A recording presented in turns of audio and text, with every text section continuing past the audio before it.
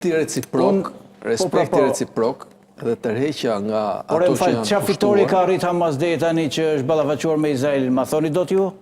Asti fitore. Si, fitore më të madhe, sot i ka rënë komplet fytyra këtij Izraelit që ishte imoralshëm deri dje, dhe të gjithë fajin e kishin palestinezët, ndërsa sot gjithë bota e thatë juve që parë që ka rënë komplet.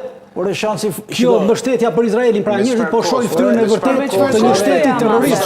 Po normalisht që ka kosto, sepse ti nuk mund të shërosh pa gjatë. Edhe sa veta duhet vriten në Gaza, edhe sa është e nevojshme që Hamas të konsiderohet një organizatë që ka fituar një luftë. Nuk e fiton Hamasi luftën. Po e ka fituar më se ka 2 vjet, nuk e ka arritur asnjë rezultat. Dhe nuk është paqe, sepse ajo që thoni ju paqe është që Izraeli të arrijë ato pika që ka vendosur vetë, eliminimin e Hamasit. Shiko. Demilitarizimin totalisht të Gazës, edhe kontrollin e Gazës. Këto të treja i kishte kur nisi para 2 vitesh. Këto ishin 3 pikat kryesore të qeverisë Netanyahu. Ta kontrolloj Gazën, ta kontrolloj meqense jeni kundër, ta kontrolloj Izraeli apo palestinezët me një autoritet ndërkombëtar? Më thoni drejt. Palestinezët pas një autoriteti ndërkombëtar. Po jemi në kushte është kolonizim i ri siç ka qenë para 48-s, para 48-s se kishin britanikët. Kolonizimit se kolonizimi edhe kur erdhi Uniku në Kosovë. Edhe u largu Uniku dhe Kosova s'ka të njëjtat kompetencë. Uniku siç e thatë s'kishte asnjë kompetencë, po ishte zero. Këta kanë tjetër gjë. Uniku ishte zero në kompetencë. Duhet një komision për të koordinuar ndihmën ndërkombëtare se nuk është një shaka ajo. Po edhe ndihma ndërkombëtare më lexoj, ndihma ndërkombëtare është sipas marrëveshjes të 19 janarit të 2025-s, që do të thotë vetëm 250 kamion në ditë, ndërkohë që Kombet e Bashkuara kanë përcaktuar minimalja duhet 600 kamion në ditë. E këtë përcaktuar, këtë shkruajtur aty, e këtë ja, shiko. Tmika 8 thotë.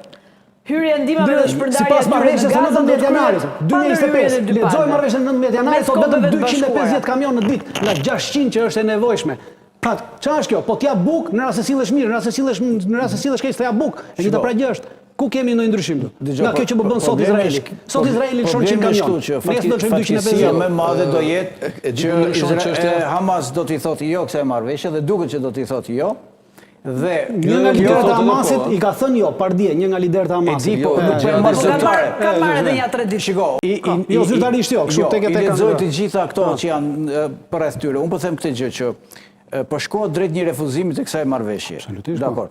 Atëherë do të ketë një justifikim gjithë ky koalicion që sot është më fal. Gjithë ky koalicion, më falni një sekond, gjithë ky koalicion ndërkombëtar që mezi është ngritur pro zgjidhjes së krizës, do të hezitojë të japi mbështetje më për një zgjidhje tjetër më shpejt. Po s'ka dhënë mbështetje deri sot, ka që 2 vjet.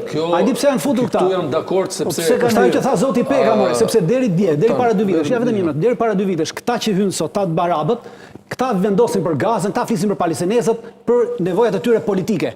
Dhe ka që 2 vjet që kjo ju i heq atyre nga dora. Pra sot flasin vetë palestinezët, pra vendos Hamasi atje.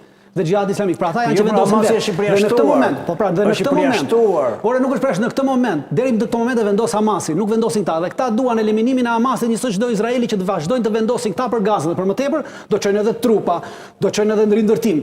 Pra këta po përfitojnë politikisht, ekonomikisht në të gjitha rastet dhe duan të rimarrin sërish atë që kishin para 2 viteve, sepse ju ka ikur nga duart ajo që kishin. Ai tha Zoti Peka që para 2 viteve ata vendosin për palestinezët, për ato njerëz që janë atje. Ata kishin flamurin. Si do zgjidhet, m'fal, flasim për ato njerëz që janë atje në Gazë, si do zgjidhet puna e tyre.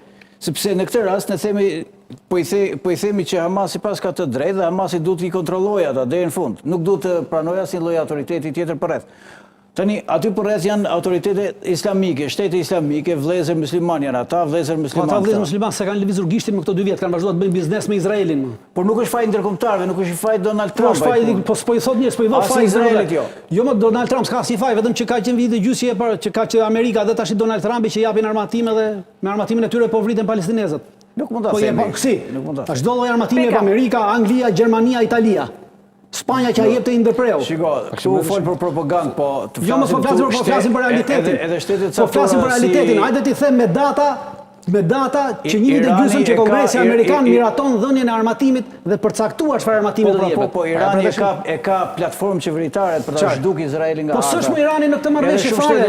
Po s'është më Irani në këtë marrëveshje fare. Se ka konsideruar se është.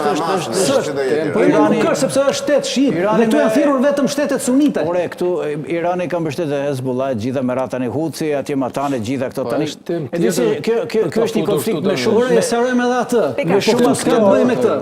Është më shumë Prandaj era shkurt edhe e kufizova unë. Nga një ish konflikt dysh, Po. Izraelito-Palestines dhe Izraelito-Arab.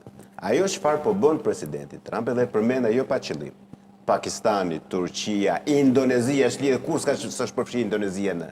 Do të japi legjitimitet kësaj marrëveshje për të siguruar një paqëtim midis botës, jo vetëm arabe, po botës, se edhe ka vendet edhe vendet arabe janë aty, po s'po i përmend. Arabia Saudite, Katari, Emiratet e Bashkuara, Egjipti, por për t'i dhënë një legjitimitet edhe më të madh të një paqe jo vetëm midis Izraelit dhe botës